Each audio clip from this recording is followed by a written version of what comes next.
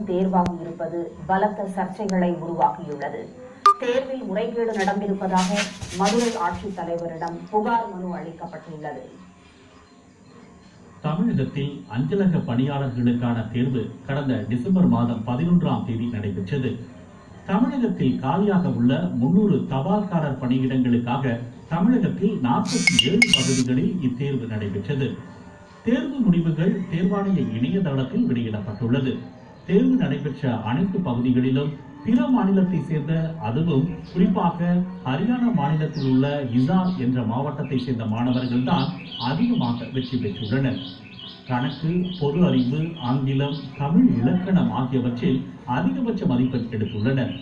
இதில் ஆச்சரியமான செய்தி என்னவென்றால் 25 மதிப்பெண்ணுக்கு நடைபெற்ற தமிழ் தேர்வில் 23, 24 என அம்மாநில மாணவர்கள் மதிப்பெண் பெற்றுள்ளது பலத்த சர்ச்சைகளையும் சந்தேகத்தையும் கிளப்பியுள்ளது.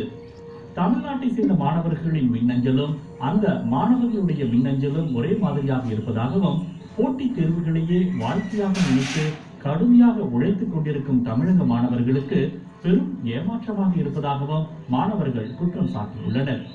தேர்வாணையத்தை தொடர்பு கொள்ள முடியவில்லை என்றும், தற்போது தேர்வாணைய இணையதளம் செயலிழந்துள்ளதாகவும் அவர்கள் வேதனை தெரிவித்தனர்.